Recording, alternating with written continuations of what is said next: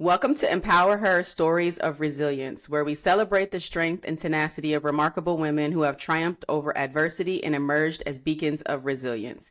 In this series, we delve deep into the journeys of inspiring women, sharing their stories of courage, perseverance, and empowerment. Yeah. Today, I am honored to introduce our new guest, Robin Maxile. With a robust academic foundation in diversity, equity, and inclusion, Robin's passion lies in creating equitable spaces within educational and professional environments. Her expertise spans across various sectors where she has led transformative initiatives and developed strategic equity advancement plans. Join us as we explore Robin's journey and her vision for shaping a future where diversity is celebrated as the cornerstone of success. Get ready for an enlightening conversation filled with insights and inspiration. This is Empower Her Stories of Resilience. Let's dive in.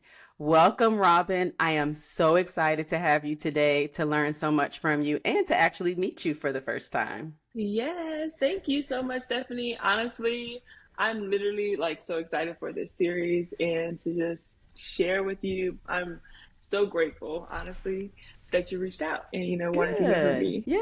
Yes, I know. I think we both have a mutual friend in Rebecca, and she was like, you have to talk to her. And I'm like, okay, Rebecca, I'll reach out and see if she reaches back out to me. I was like, but if she doesn't, I'm not going to push it. And she was like, please, please, please reach out to her. And I'm like, okay, I will. So I'm glad we got a chance to connect. Me too. All right, Robin. So share a little bit about your background and your journey. Okay. So as my bio, thank you also for reading my bio. States I am from a journey that of diversity, equity, and inclusion, but my journey actually started in education after I transitioned out of auto finance. It's such a, I always say that I've lived such a journey that sometimes I forget the things that I've done, but right out of school, I was recruited. I knew I wanted to move to a bigger city. I'm from Louisiana, originally, very small town, and I knew I wanted to move to a bigger city.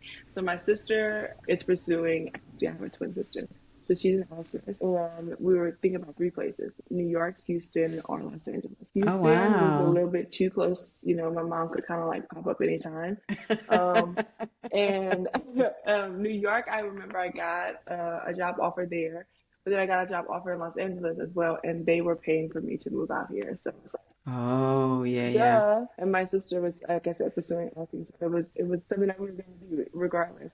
But the job that recruited me was actually in auto finance, and I did not learn that. I'm not kidding you. I didn't learn that until the second day of work. I'm not kidding. So they had recruited a class of us right out of school, right? Okay. It was this new program that they had, and I remember it was 11 of us that were in the program. And I remember we talked, and I was like, what are you all doing? And they said, well, I interviewed for accounting because that was their major in high school.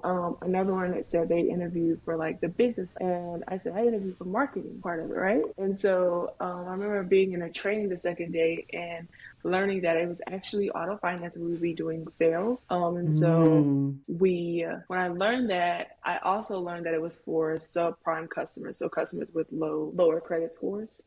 It did not sit right with me.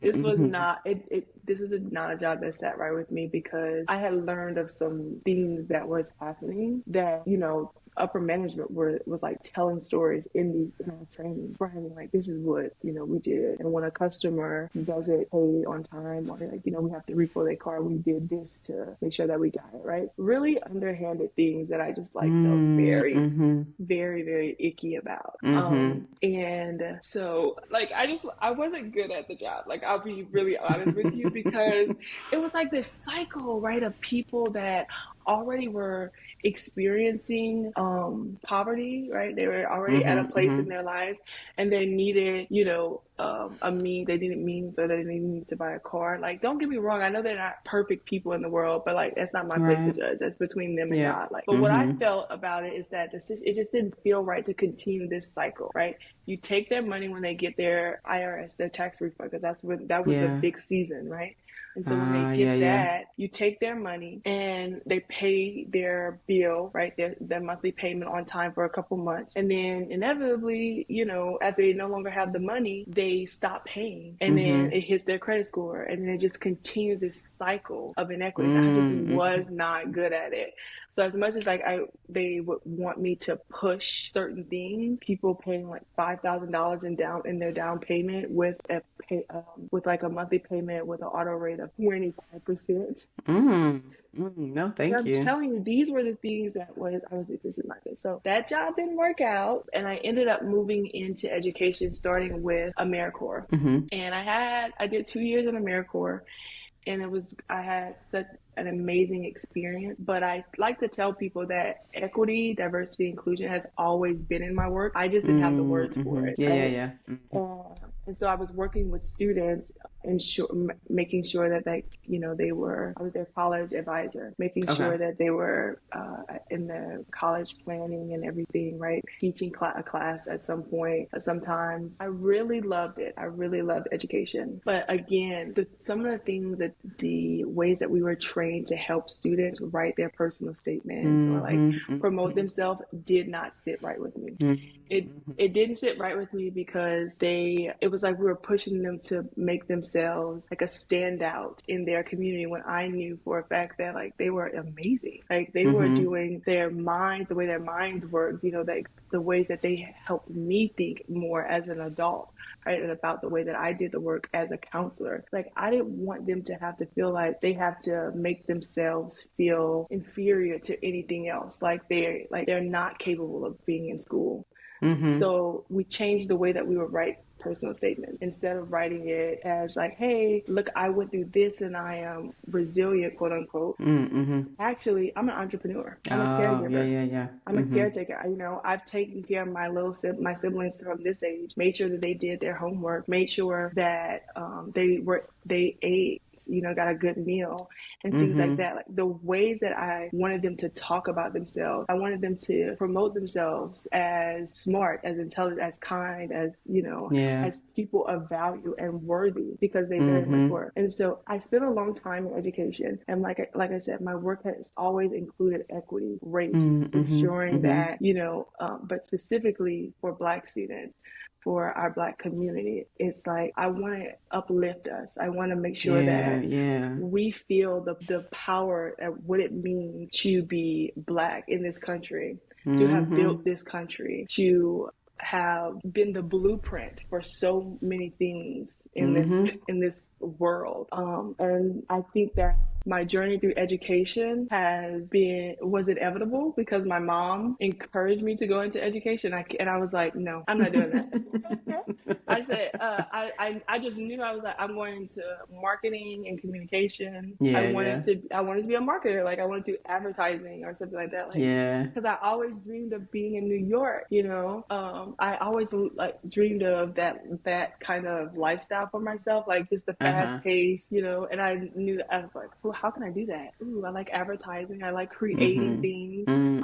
Right? Like I really like bringing things to life, and so I didn't want to go into education. But it's something about our moms, right? Like our moms like have their intuition, because I'm telling you, this lady encouraged me. She kept saying, you should go into education. No, I'm not doing that. I was in education for the last 8 years of my career, and working specifically in my last role, I took on an inaugural role of creating equity and inclusion, specifically around community and belonging for Black students at a small liberal arts college. Okay. And it was at a time where, right after the pandemic, right, we're seeing uprising after everything that happened with George Floyd and Breonna Taylor, like, right? And so we're seeing movements across the country, everywhere. It's especially on college campuses.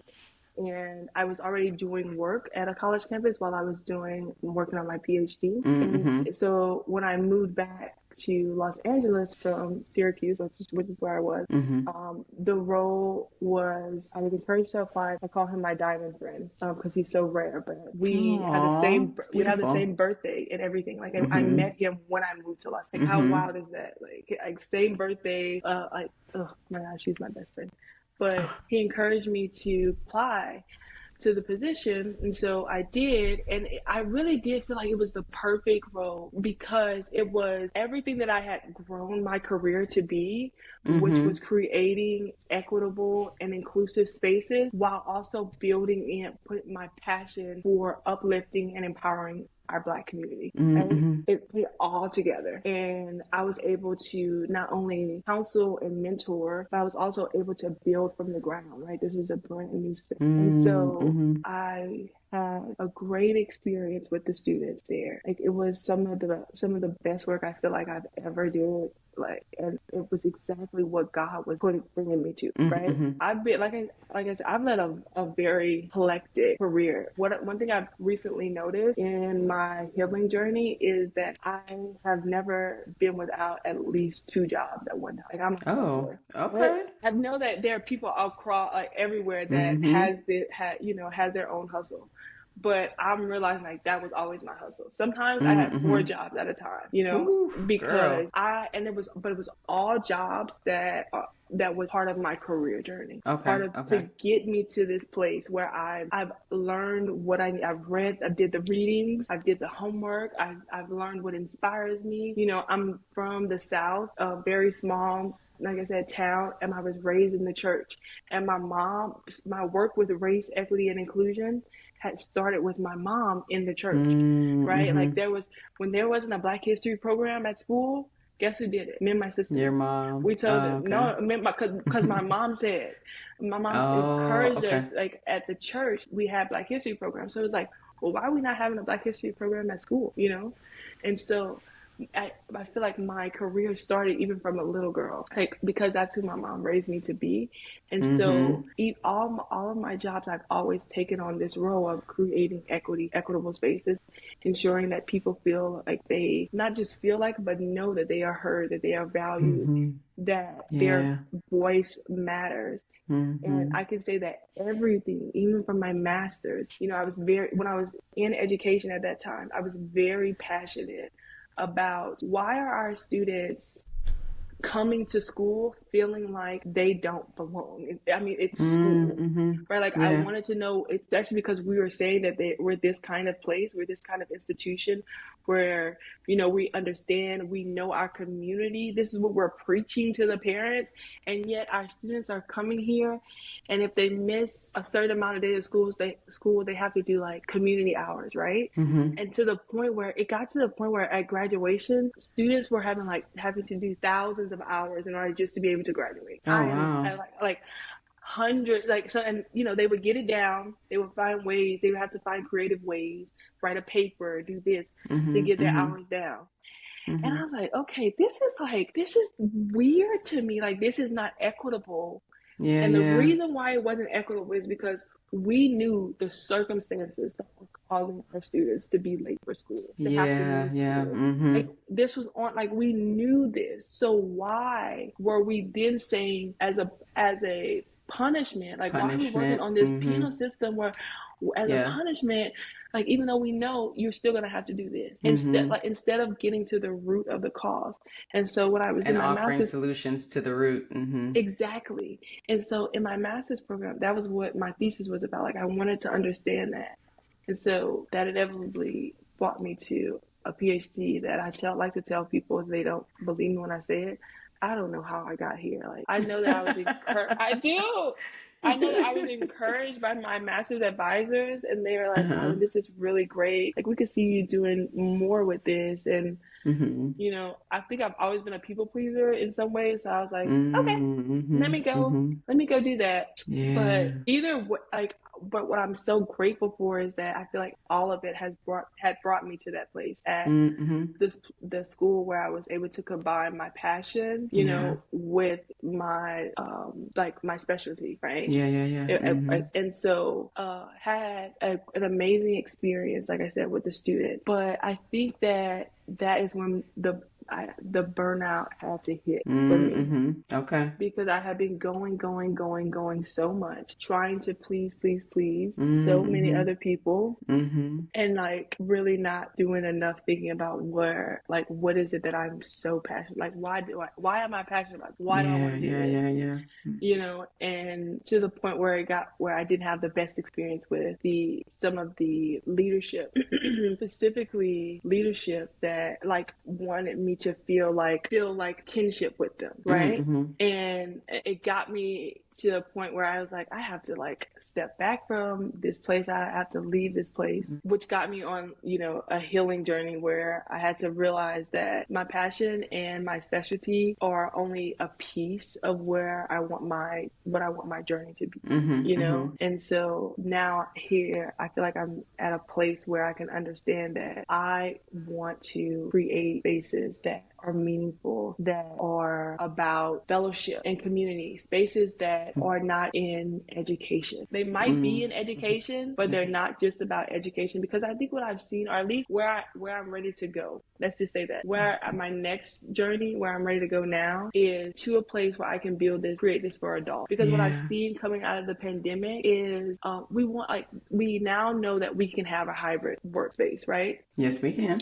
Mm-hmm. And now we want to ask people to come back into the office, but how do we get them to engage in these spaces now, when we've seen so much of what's happening in the world today? Yeah, we're all traumatized. We're right. So, and we're asking for diversity, equity, inclusion. But what I'm seeing is such a fight against my field. No one wants to say diversity, equity, and inclusion, because everybody thinks that you want to talk about race in that. And yes, race is a big part of it. Race will always be the first thing that I'm going to think about when I say DEI, but it's so much more. Yeah. It's gender, it's class, right? It's ability and access. Yep. It's sexuality, sexuality, right?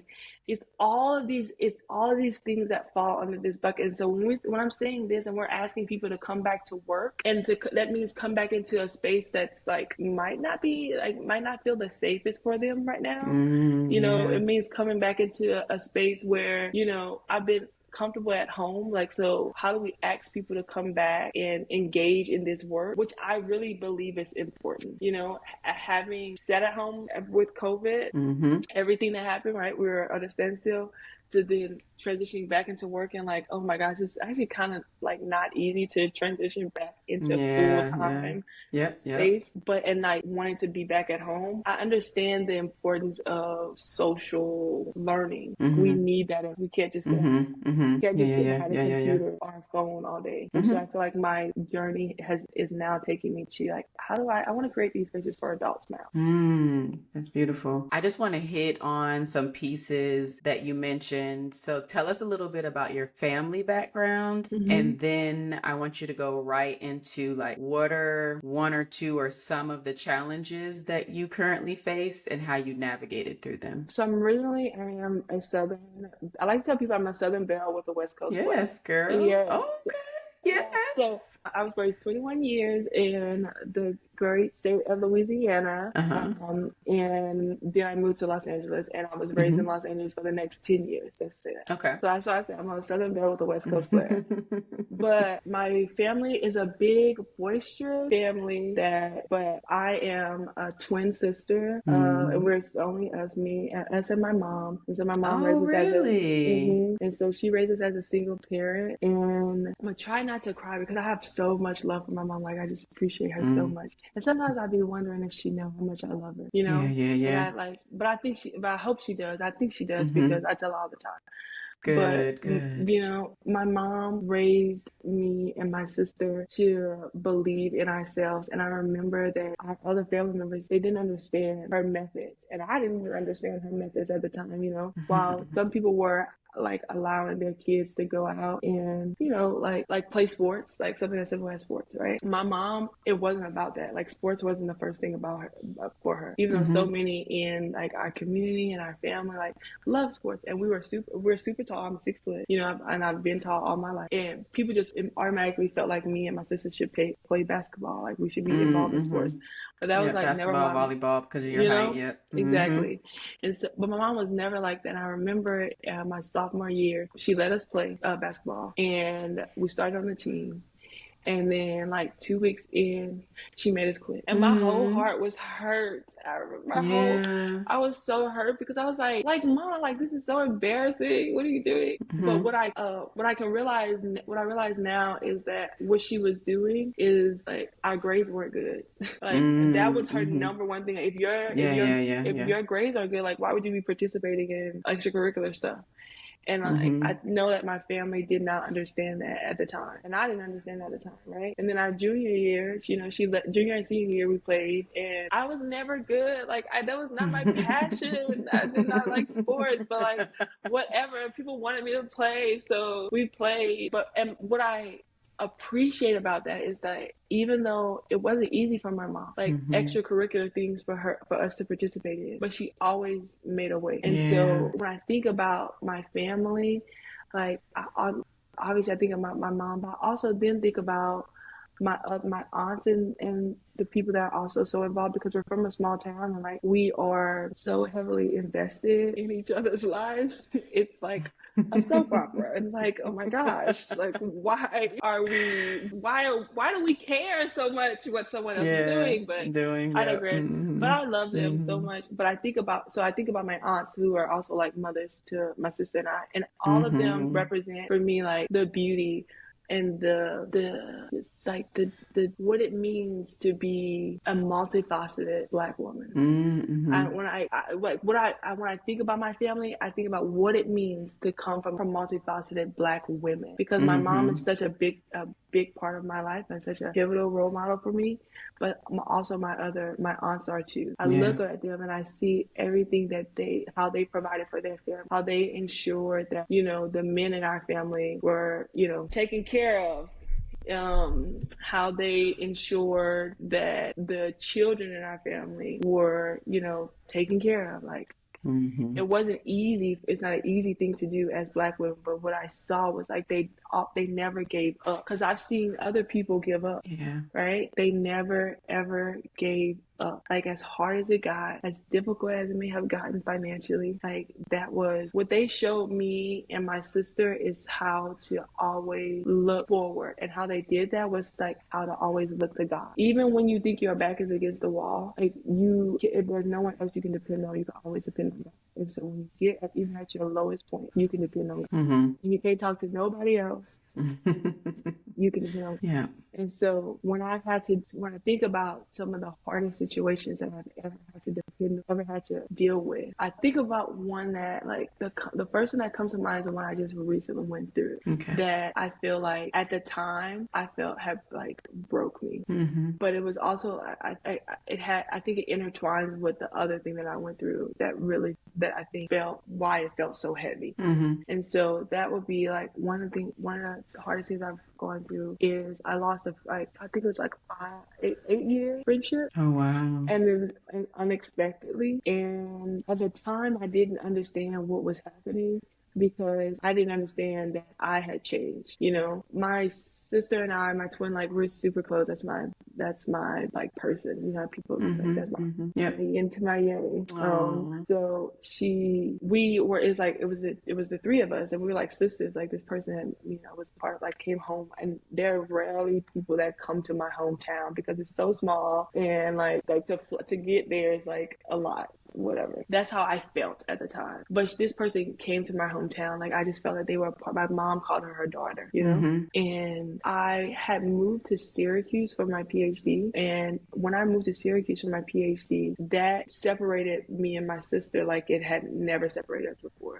Because we were in our 20s now, we were more established in California. And so now we were going to be independent, And so I was working on my PhD and she was still here in California and she was still with our friend and, and they were like, really close or whatever. And so I think that in our time apart, I moved back to California during the pandemic, when I was alone in New York by myself and I didn't like it, and so I was done with my coursework. So I figured like, I'll come back to LA. And when I moved back from New York, the independence that me and Raven gained from each other allowed me to recognize things that I didn't like. like some of the ways, because my sister and this person like lived together, so some of the ways that I felt like this person was talking to my sister, I didn't like it. Oh, okay. I think that like they were used to me being a certain way, and so because I had changed, like if I didn't Mm-hmm. like it, I was gonna say something about it, like. Mm-hmm. And Mm-hmm. whereas But you before, weren't I like that think before. no, before I would kind of like let things slide, Okay. I would just, kind of just like, okay, like I'm not gonna rock the boat. Like I'm from a family, like, we're big and boisterous, we're loud. And so when we argue, it was loud. So I really didn't like, arguing and getting into it with, that wasn't for me. Yeah. Yeah. Yeah. Yeah. It wasn't, I wasn't scared of, because I knew where I could go. Like, how Michelle said, they go low, I go high. Like, I know I Yeah. could go to hell. Like, I could go to hell. So I didn't want to Mm-hmm. do that. Mm-hmm. I just would never. I think what we forget sometimes, not to get off track, is that we are really not a monolithic people, but we have similar upbringings, right? Mm-hmm. Like, Yeah. as Black folks. But then that's what I really want us to recognize, is that even though we have so many similarities as a community, we also are not the same. And Yep. so what I've learned is that some people, that it's normal to yell and go back and forth with each other like that. Some people, it's not normal to do that. Mm-hmm. And that's okay, because we all learned it. Yeah. What I would like for us to do is give a little bit more grace for us to unlearn and learn new things. Mm-hmm. Mm-hmm. But anyway, so before, no, I wasn't like that. I wasn't the type to like to really make us think about something. But when I came back, I think in Syracuse, I met a group of people that embraced me and that loved me for me as my individual self. Like, and so I could be that person, like that was. And they'll tell you, when someone will walk into the room and not say hello, that's like my pet peeve, because I'm like, you walk into a room full of people and you're just gonna sit, like walk by and not saying anything. Like Mm-hmm. like it's a room full of people here. The least you can say is hello. I'm like, I don't know. Maybe that's just me. Mm-hmm. Maybe that's just the Southern Belle. No, I agree. I agree. Like just um, agnowledging the people in the room. yeah, I and mean, then, it's just polite. exactly. And so my friends, they'll tell you that. So when I came back to LA, I would say things. If I didn't like it, I was gonna say it. And to the point where I think my sister and I, we would butt heads, because she was living in it, and so she couldn't see that like this was like happy, Mm-hmm. And it to the point where me and like my ex-friend, we started growing separate. We Mm-hmm. got into we get into a lot of arguments, and to not rock the boat, to not hurt my sister, right? Yeah. I stopped engaging, and I didn't want, because I didn't want to like get upset, and then Raven telling me not to do it, and then Mm-hmm. I'm making her upset, Mm-hmm. and so eventually that friendship ended. And it wasn't just that friendship that ended, but it was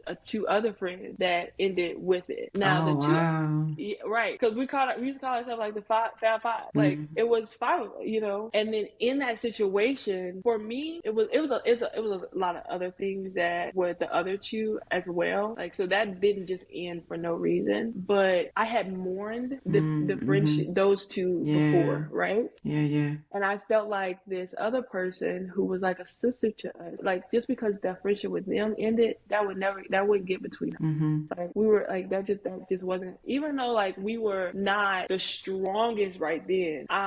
There's not a lot of people in my life that like, I love unconditionally, where like you don't, if you loyalty, like, that means a lot to me. Mm-hmm. And so Mm-hmm. there's not people in my life that I could say are loyal, like that I love unconditionally, but like that person was. And Yeah. so it was like they let those other friendships ending come between our friendship, I felt like, and this is how I Okay. feel, maybe I understand that other people have experiences. That's the beauty, I think, of Yeah. emotional Yeah. intelligence, is knowing that other people have experiences.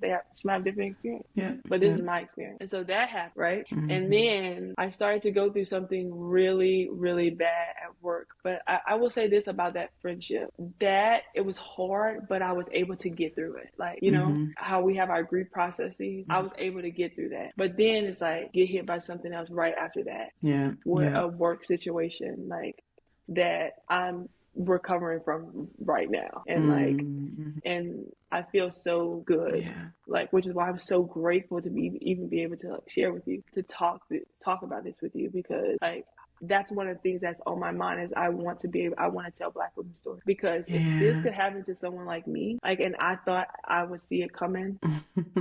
I thought I would see it coming because of the work that I do. I thought I would see it coming. Nope. So now I'm like, I gotta tell that. I gotta talk to y'all about like the nuttiness of this. So this next situation with work. Now, I always feel like I take a long time to tell this story.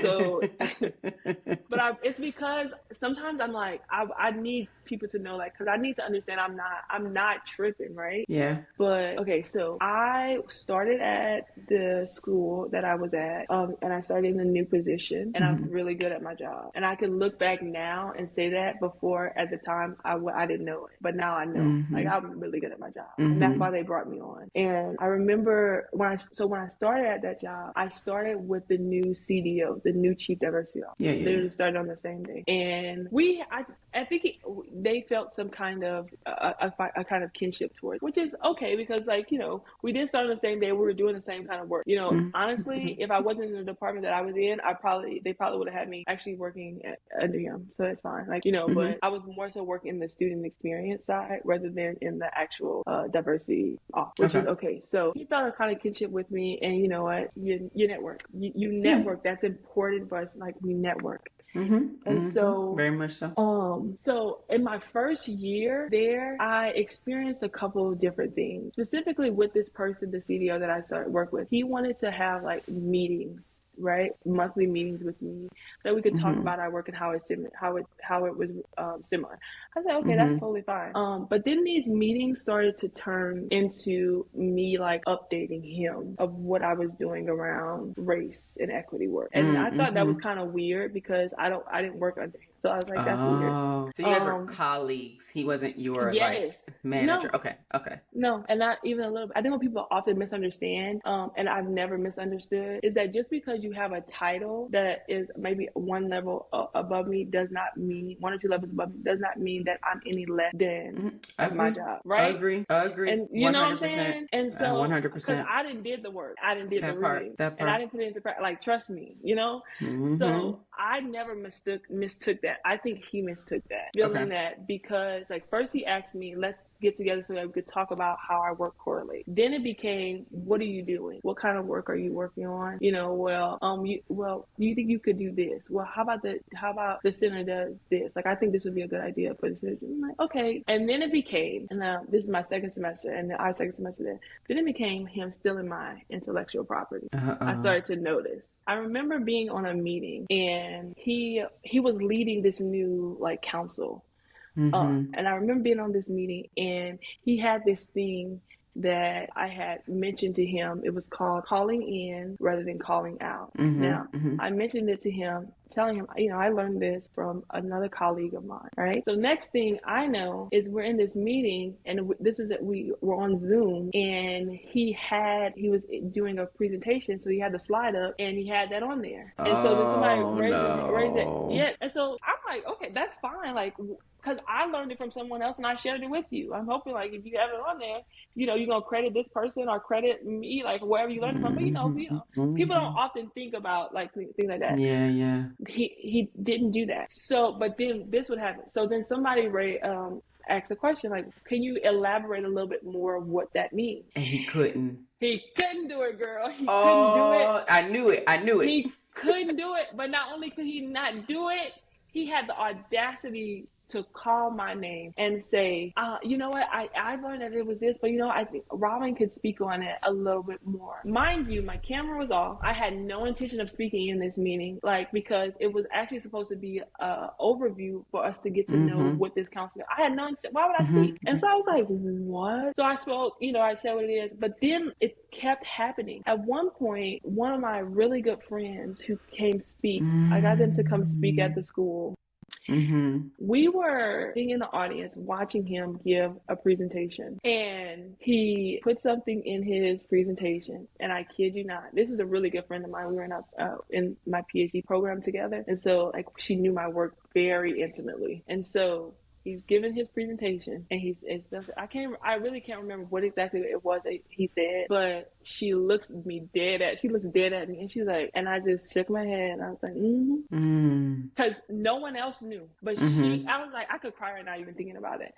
Because I remembering that, it just validates so much of what I was feeling towards the end.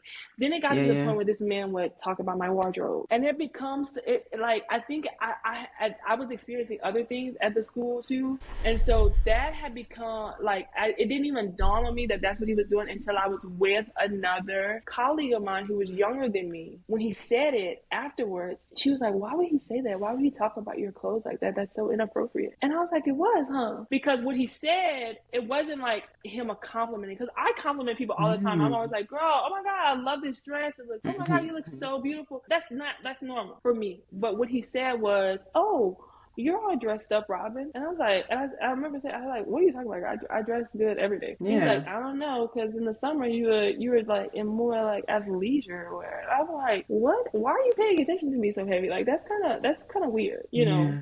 He accosted me a couple times, but like I remember I took students out to see a movie off campus. And I turn around, me and one of my colleagues, and he's literally standing right behind me. It's a smile on his face, right? It's like, and it's like, it got so uncomfortable for me that I reported him to my then boss. Now this, my girl, I feel like is where the story for me took a wild turn, because at first I thought I was just experiencing stuff by that man before, right? Like that's what was weighing on me. Until I started to realize that no, what the biggest issue is that I've reported multiple things, and nothing has been done about it. Not just about him, but about the ways that I have been treated by other people at the institution. Even so I reported it to my then boss, who he became my boss when I took on an intern role, that was right under his leadership, but because before I was under someone else, and then that person left, and so I took his position. I became the interim director, and so that led me to a new supervisor who was the head of the department. And so when I took on that role, first thing that happened under his leadership was pay. Now, this is why I gotta tell our story, ladies. I gotta tell our stories, because I feel like everything under the sun that we see, we read about, or that we experience as Black women, happened all in a year for me, or 2 years, if you will. So the first thing is that when I took on the interim role, they wanted to give me a 10% increase in salary, which could sound like a lot, but it's not a lot. And when I went to HR about it, I said, I was like, this is not equitable. This is like, doesn't make sense, because at the end of the day, it was like $200 more in a paycheck. I said, this is like kind of weird, and they said, well, no, this is equitable. Like, this is what everyone gets across the board. I said, no, that's not equity. I said, that's equal. I said, that's equality. Yes, that's equality. I said, that's not equity. I said, let me tell you, I didn't say it like this. Like, you know, I was a lot more professional, if you will, with my words. Professional. Yes. A lot more poised with my words, and graceful, if you will. Yes. I said, let me tell you why. This is why it's not equitable. I said, because she tried to give an example that someone in dining services that took on the intern role, she was given 10% increase. So it made sense. So everyone gets a 10% increase, even if a VP takes on an intern role. How is that equitable, lady? But so I broke it down for her. I said, this is why it's not equitable. At the time I was taking on the responsibility, I was the only professional staff member in this center that was not only about to take on the entire department, the center, but our Multicultural Summer Institute, which was a really intensive 4-week program where we were bringing 30 students from across the country to a campus to live on campus. We were the only staff. I had to hire student staff. This was a program that was normally run by at least 3 professional staff and 7 student staff. I was the only professional staff. And so I said, this is why it's not equitable. I said, Judy got a whole staff of program managers and administrative assistants, plus dining staff. So her getting 10% okay, I'm the only one in here. This is not equitable. Like, what are you talking about? So they eventually, I had to fight for pay. And so I told him that this is what happened. And he was like, I don't know. I don't know why they would do that. And so the HR lady asks me, she said, well, if you are like going into this role, why didn't he just appoint you to the role? And I told her, I was like, I don't know. Like, that's between him. I don't know why he didn't do it. But she said, okay. So I told him what she said. And he said, well, we have to go through a system. We have, like, morally and ethically, I can't just appoint you to the role. Like, that just wouldn't be right. Meanwhile, I knew that the role before me had been appointed to the role, like, had been given the role. Oh, Lord. A man had been given. Okay, so that was another thing. Like, that was the first thing. Then a couple other things. They had a staff member that told me I was uninformed, abruptly critical, and judgmental when I tried to do my job about asking them about a policy that I felt was wrong. And that's like living my job is racial equity. So like, if something is if we're going to do something that is so final, then what is the process? And that's why I was asking, like, isn't there a process to this? And I was told that I came in uninformed, abruptly critical, and judgmental when I was speaking about someone that was close to them. And wow. So he made me go into a meeting with this person, even though I told him, I was like, I'm over it. Like, why would I because it was months later. Why would I revisit this situation? So I did the meeting, but then I was removed from committees with this person that may call me these names. I was removed from committees by the person that called me these names without being asked. And I told him, I said, I don't think that this is a good idea. Like, my role is specifically to support Black students at this school. And yes. I know for a fact that Black students are experiencing a lot of pain and experiencing things that I have to be in aware about. So why would you take me off of a committee like this, right? I was like, I don't think this is a good idea, and I think we should talk about it. Oh no, remove me from that. And then the explanation was, well, because you're stepping into the interim role, we feel like that you're gonna have too much responsibility, and so we want to take some things off your plate. I kid you not, this is what they said. I'm like, what? Please stop. What? So things eventually got to the point where there was a student that would often visit my office, and I wouldn't be available. And so my admin assistant, I had an admin assistant at this time, and another colleague that was in the office would ask to, say, hey, can I help you? They would be like, no, I'm just gonna wait for Robin. Right. And so my ex-boss had asked me things about, like, hey, do you think that I should become do you think I should be an advisor to this group of students? I said, yeah, I think that would be great. I think that you and, other Black men on campus should do it. Like, why not? Because I think that they could, like, that would be something that's very useful to them. And he says, okay, so coming to me to, like, all this advice, he would say, if you were my sister, if you were, this, if, I got your back. Gaslighting. Yeah, like, oh my gosh, like, no, like, oof. And so I felt like when he took on the role of the advisor, and like him and the student started to have like more of a relationship. When the student would come to my office, and I'm like, I think he wants something to do with the group that I don't really have any control over, So I would tell my boss, I was like, hey, I think you need to talk to the student because they are showing up at my office, and they're kind of staying for a while. And I don't know, I really not sure what they want, but you have a relationship with them. And he would ask me about it, and never, like, I don't know if he did, honestly, to this day, I don't know if he didn't. But what I do know is that the situation escalated to a point that became very, very uncomfortable for me with the student, to the point where I was afraid to be on campus. Whoa. And another student had, like, called me to tell me, hey, I'm worried about your safety at night. Like, it got to that point for me. And so I remember I was invited to a meeting with some of my other colleagues to talk about the situation, because I was like, I have to put this in a report now. Like, if I'm getting a call from a student telling me, I got, like, this is no. And so I remember being in a meeting with my colleagues, and feeling so belittled and feeling so diminished and dismissed when I was asked to come to the meeting to report on, like, what I felt the situation was, my expertise, right? And Mm-hmm. so when I was asked about it, I said it. I gave my professional opinion, and Mm-hmm. then I also, I didn't put any emotion into it about what I was feeling. Like, I remember walking on campus with my head on swivel, and that's when I knew. I was like, ooh, something like this don't feel right to me. And so when I got into the meeting and I was asked to share, I said I did, and I gave my professional opinion. And I said, and I remember we had an event for the students, Black students specifically, that night.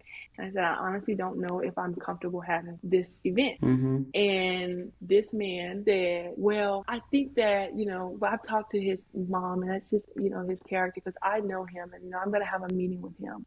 And, I haven't had this experience with him. And then another man says, well, me and so actually assessed, and we don't see that that it's actually a problem, like it's a threat or anything of harm come, and I could have cried. Like, I really could have, like, broken down, because it took another non-Black man. Hear what I'm saying? Oh, I'm about to ask a question, so I'm listening. It took a non-Black man to say, actually, I'm going to have to challenge you and say that this is giving themes of warfare Mm-hmm. and violence. Yeah. And we should really check on this more. Mm-hmm. Mm-hmm. And I remember looking at a colleague across the room, and this was a colleague that, like, she's a colleague that, like, I felt, for me, she felt rare, because she, like, got it. Like, Mm-hmm. I didn't have to say that this is so difficult for me as a Black woman to sit in this room and, like, try to prove that, like this hurt, like, this is not okay. Like, Yeah. she wasn't those kind, like, she could, like, she was, like, the one that would look at me and be like, I'm just like, but also, like, why you didn't say nothing, girl?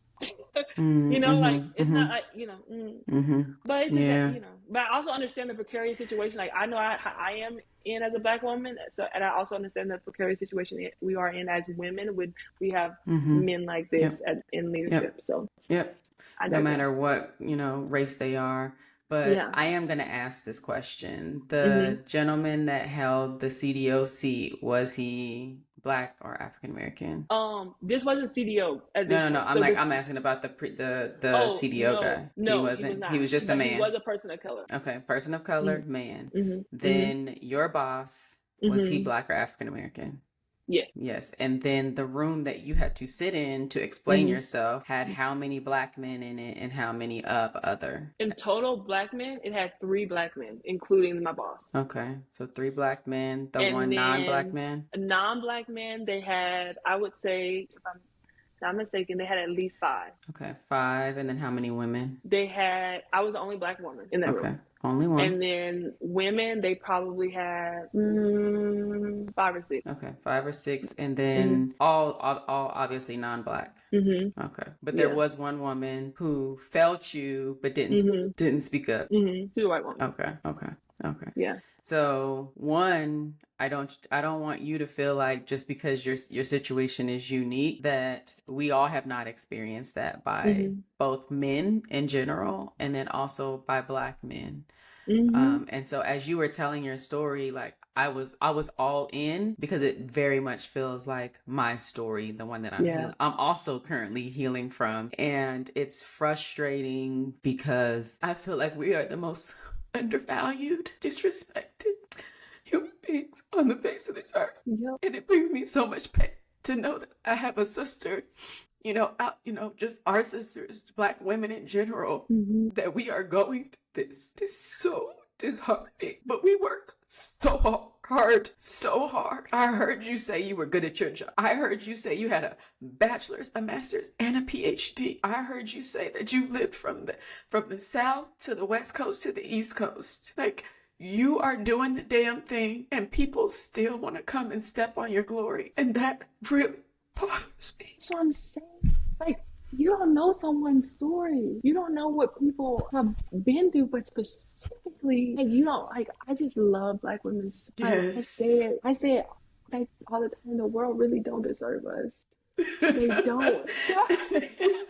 They don't. They don't deserve us because it's different situations like this where we just get, and that's why I think about my mom and and my aunt, because I know what they've gone through. Like, I know Oh, stories of like resilience of my aunt having to work with a racist woman that would do things that just would pick at her, and to the point where she had to bring a tape recorder. that's Like, crazy. like to like.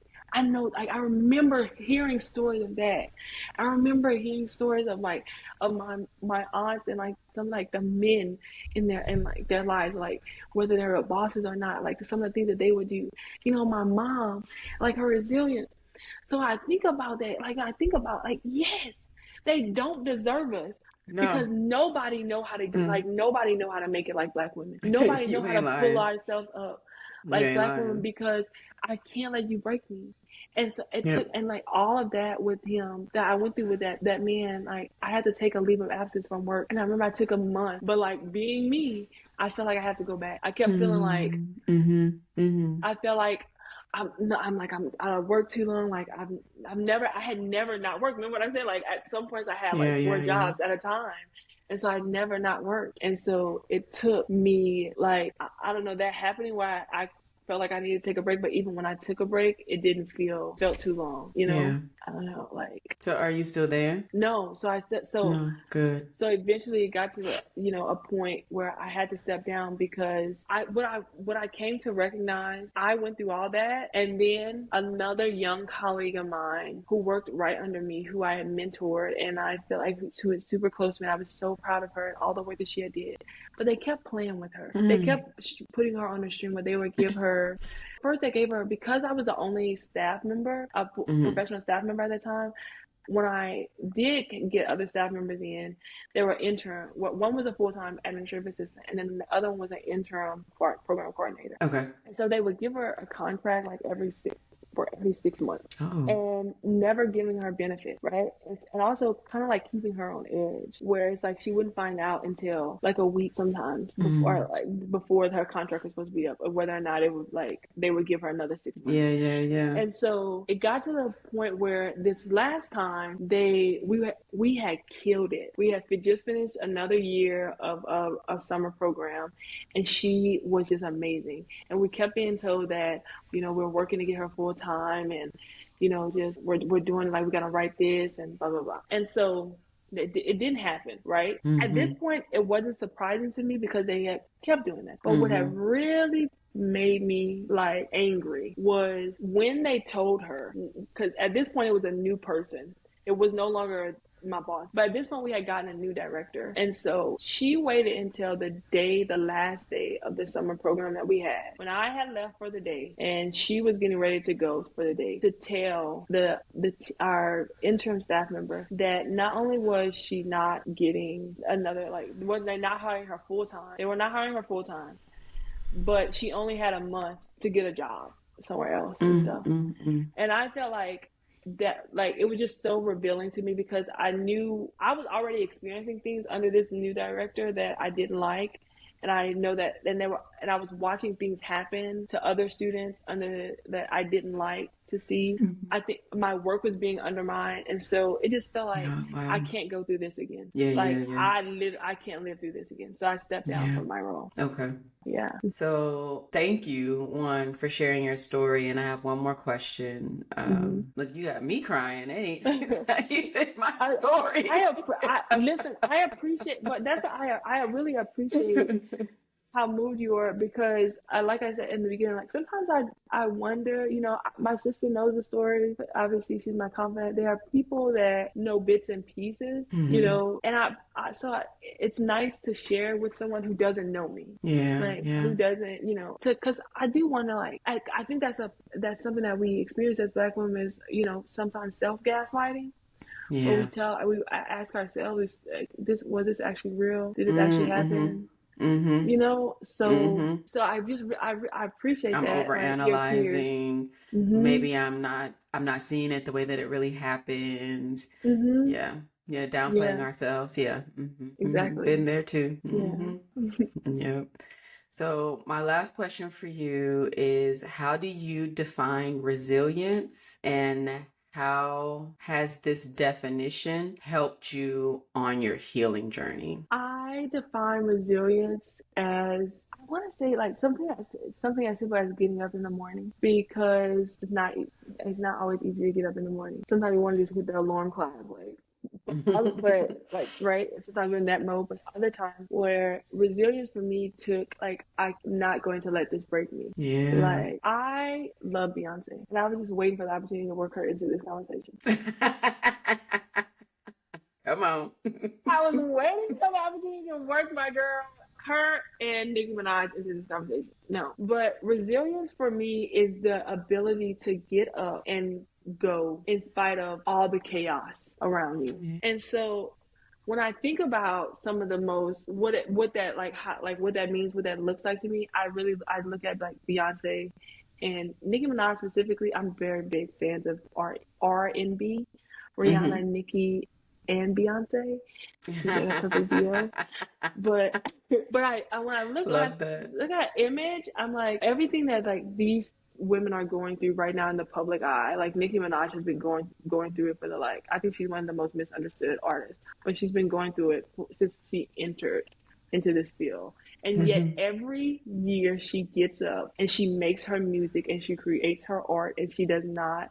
And even when people tell her that she's a horrible person, when they tell her that, she's just nasty and like she's mean, like and say that she does all these drugs, like all these different things, she still gets up and Mm-hmm. makes her music and makes her art in a field dominated by men that like to Mm-hmm. start chaos. Yep. Like, that we see chaos around, and that Mm-hmm. we don't give them that same kind Mm-hmm. of flack. When I think about resilience, I think about this newest album that Beyonce just dropped. Cowboy Carter is a great example of it, right?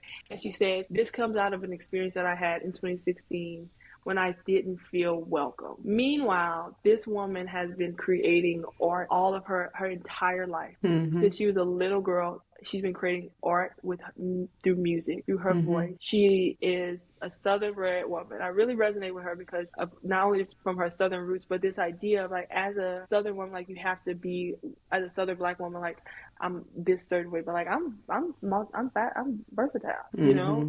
But yet you have people that continue to try to put you in a box and to put a Correct. All the label on time. you, All and the yet time. you continue to show them that the only person I'm competing with is It's myself. myself. Like, that's resilience to Yeah. me. Like, because in all of the chaos that people will try and throw at you because of their own unhappiness, Oh, yes. I think it's really magical to be able to live your life so resiliently. Mm-hmm. And then what was the second part of the question? I think you answered it. Oh, okay. Okay. Well, it was along like your healing journey, but I actually could kind of hear where the Mhm. healing comes from in the definition of you taking these women's lives and their art and their livelihood and seeing what they're going through and being able to pull strength from them in your journey as well. Truly, like, I think when Renaissance came out, I remember Beyonce said that we needed to dance, right, because it was coming out of COVID, and she Mm-hmm. goes, Cowboy Carter was finished first, but she said we needed to dance, so Renaissance. And she was absolutely right, because when Renaissance came out, I think for me I started to realize, like, damn, I am that girl. Like, I'm at this job, like, and they trying to tell me that I need to change. Like, I don't feel good being here anymore. And they Mm-hmm. really, and I can look back and be like, yeah, they really did not break my soul. So I really quit that job.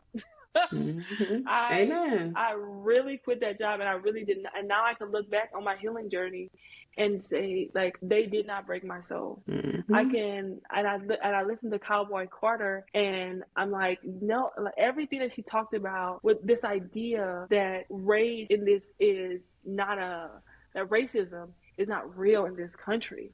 And this idea that we all live in the same damn experience is not valid, right? And I feel like that's what she did with Cowboy Carter. She just allowed us a glimpse into what it means to continue to outdo yourself and not anybody else. It's about living Mm-hmm. for Mm-hmm. yourself Yeah, and yeah, not yeah, living yeah. for the masses anymore. And I think that sometimes people get upset with her because she lives in that truth, right? Or like, Mm-hmm. and I also like Nikki. Everybody don't have to like you. I'm in New York now, and I have such a deep appreciation for New Yorkers in a way that I don't know how if people appreciate New Yorkers like they should, because their bluntness is just so Yep. refreshing to me.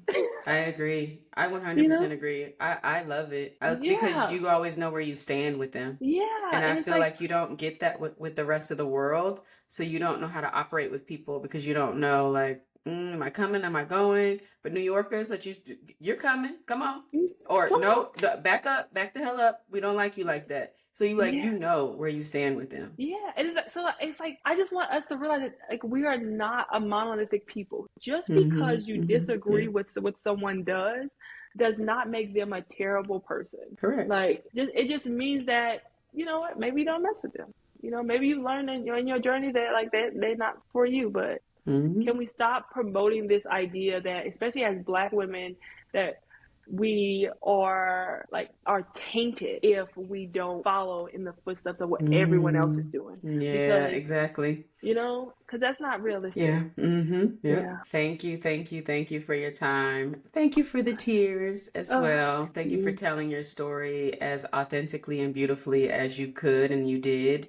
And your story is you're not alone. This story is mhm, happening all over the world to many different women, especially Black women, more mhm, than, I would say more than any other race, but in the female gender and specifically, I think we're more attacked. And so thank you so much. And I hope that this brings encouragement and light and love and positivity to another woman who's going through the same thing, and they see us having a mhm. conversation and knowing that they can pick their R&B, or Uh-huh. they can create their own, or they can figure out like what's going to be best for them Mhm, on their healing journey as well. And I love that you said healing journey, because I think we don't, I will say in our parents' generation, mhm, they did not have a healing journey. It was you just pick your pieces up and you keep it moving. And I think that's probably one thing that we do better than our parents is we mhm, recognize the hurt and the pain, we deal with it, we heal from mhm. it, and we move on. And so we've added an extra layer of strength to our mother's strength by the healing journey, Absolutely, I for absolutely sure. agree. Thank you so much. I really appreciate you, Stephanie. Yeah, you're so welcome.